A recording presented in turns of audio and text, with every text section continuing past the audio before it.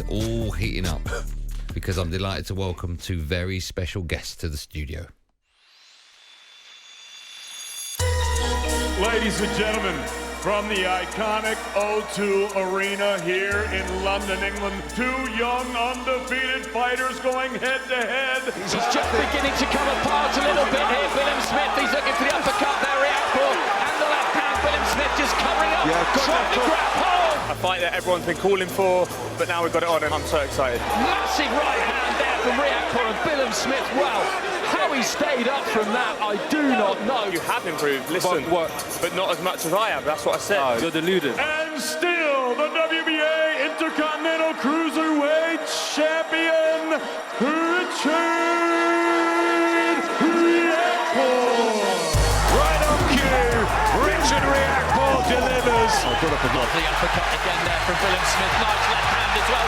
Big shot. Feels a huge uppercut and he is stretched out on his back. I'll be still champion after the fight, but the respect will be there, I'm sure. I'm going to emotionlessly battle you on the 15th of June. The midnight train is going to prevail. Yes, Chris Billam-Smith will defend his WBO Cruiserweight World title against Richard Riakporhe on June the 15th. That's at Selhurst Park. And I'm delighted to welcome the pair of them to the studio right now. Chris Billam-Smith, hello, how are you? Yeah, very good, thanks mate. Yourself? No, I'm good. I'm very well, thank you for coming in. Richard Riakporhe, hello, how are you? How you doing, Andy? You good? I'm good. Darren? Yeah, I'm good, man. What's that? Very scared, very nervous. So like the teacher's looking at me at school and I've done something wrong. Thank you both for coming in. What's interesting is we know you both really well. Richard, we probably know you a bit better, and you've not even said hello to me. You've kind of said different Richard Riakporhe I'm looking at. Well, no, to be fair, I went at them fountain and he said, "Where's Andy?" Oh, blimey, usually I owe people money when they say that. Where is he? How are you, Richard? Are you good? Yeah, I'm good. Yeah, just looking forward to the contest, man. You see my mood change. You see me in a different light today because I got a big opportunity coming on June the 15th. And I'm planning to cement my name in the history books. Let me just paint the picture for everyone listening on the radio. I know you can see it on YouTube, but you are sat next to each other, but we do have a couple of bouncers in here. Although if it goes off, I don't really know what you two lads are meant to do. But but either way, I didn't think when the fight was announced, I know you're not the best of friends, but I didn't think you're the worst of enemies. But I didn't think, is there bad blood between you, Chris? No, it's a fight against a domestic fight for a world title, so there's always going to be a bit of needle there. But yeah, it's I wouldn't call it bad blood personally. Rich, and how excited are you now that the fight's finally been signed, sealed, and you've got your opportunity now to become a world champion? I'm very excited. I remember when Chris Billam-Smith won his fight against Masternak, I was hoping that the announcement, the organisation is going to order the fight. But there's a kind of delay, and everybody was kind of wondering like what's going to happen. Even me, I was in limbo for a period of time. But I just knew it was going to come sooner or later, wherever whenever they choose to announce this. But finally, they announced it, and now it's just giving us more of a direction and what we need to do to take the title. You had your press conference this afternoon. Yep. How did that go? Was there a disagreement between the two of you there? I'm led to believe. No, it was good. I felt like it went well. Yeah? Were you questioning him on certain things there? No, he said a few things which then he went back on and went against the things he said. What were they? What did he say? I think it was, he said the first fight doesn't matter, and then it's irrelevant, and then went on to talk about the first fight a little bit. I'll say it's irrelevant to me, but it's not relevant to you. But it was what I'm saying is, you said it was irrelevant to you, and then went on to talk about it about yourself. So I think that's why I pulled you up on it. Well, just to clarify, it's just there's a psychological element, in my opinion, and a lot of people will agree. I've beaten you once before, and that would play on your mind, or maybe not. Everybody's different, but a normal human being is definitely you're gonna think about it. I'm not normal. Thoughts. Oh, really? So what are you? Abnormal. Okay. Well, do you know what? Let me ask you a question, Chris, because the last time you fought was in 2019. Yeah. How much have you grown as a fighter since that first fight? Yeah, huge match. Yeah, if I hadn't grown as a fighter, I wouldn't be sitting here as world champion today. I wouldn't have won the British European titles on the way as well. So yeah, grown a huge amount as a fighter, and really pleased in the manner I've done it, and very, content of where I'm at in my boxing career and my boxing ability. Richard, you both changed since 2019, right? Yep, definitely. What's changed about you that makes you think you can repeat the result of that fight at the O2? Well, I think just boxing IQ and just my overall mentality, it's definitely changed. It's made me understand who I am, identity, and what I'm capable of. I think they're the determining factors. Do you look at each other? Because at the moment you're both looking at me, or you're both looking at Ben. Do you look at each other? No, I don't like the way CBS looks, so I'm looking away. Do you not get on? I'm sure we'll get on after the fight. I'm sure, but it depends. Depends how. What does it depend? Oh, it depends on how Richard takes a loss. So I mean that's something like Lawrence, for example, took it really well. And I've seen Lawrence since, gave him a hug, asked him how his family was, stuff like that. Some people can't do that. I don't think Richard would be like that though.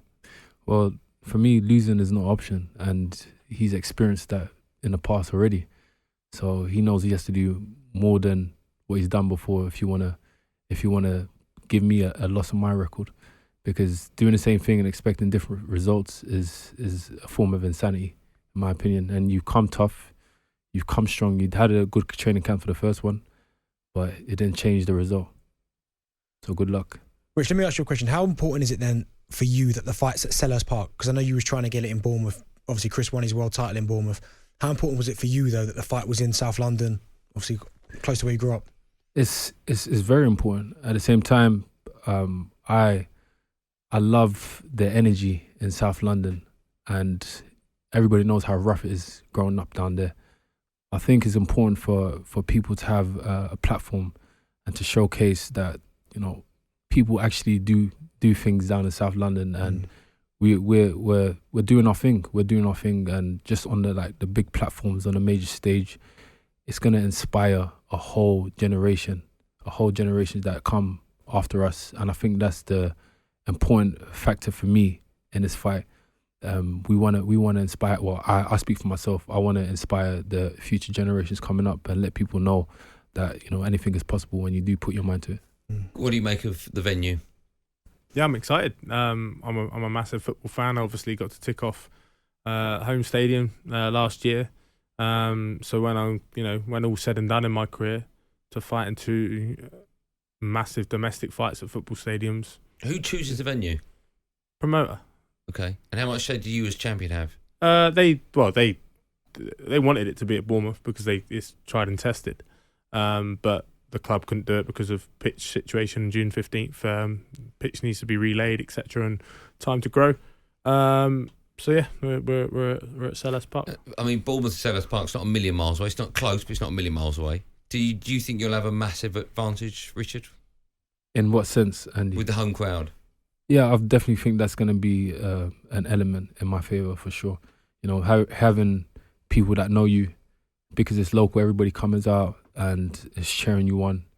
There might be times in a fight where it's tough. I have to dig deep a little bit, and hearing certain screams for certain people, it's definitely going to give you that extra energy. I know Chris knows about it very well.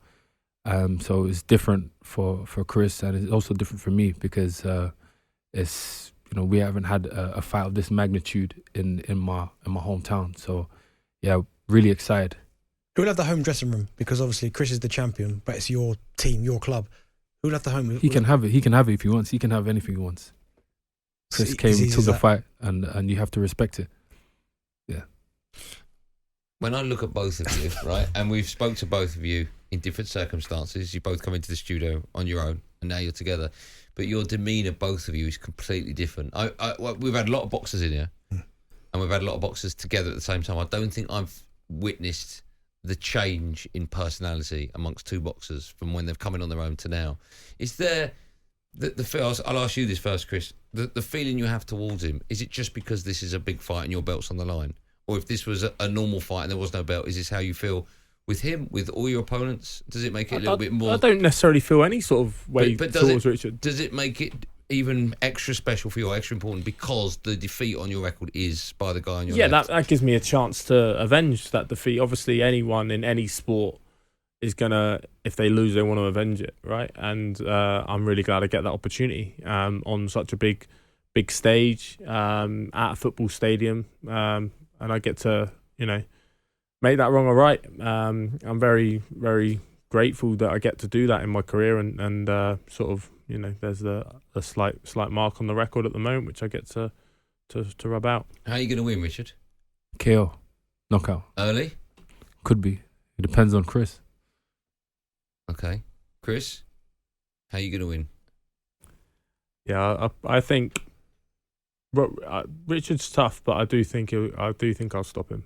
He's got enough about him to, heart and stuff to hang about for a bit. Richard, you're shaking your head. Why are you shaking your head? I don't believe it. I don't believe he believes what he's saying. That's it. Why? It's just aura, energy. You can sense it. When a man says something, you know if he means it or not. Well, I know. I know deep down. Chris? Well, it's irrelevant how he feels. I know how I feel. Very self-assured, very wary of where I'm at and what I'm capable of doing. So he can think what he wants. Okay. We're going to have a quick break, and then we'll come back and we'll chat more. If you two want to have a little rehearsal in the break, that's absolutely fine. No, I'm joking. I just needed to relieve that tension. It's just getting to me as well. talkSPORT Drive. Super opinionated sporting debate.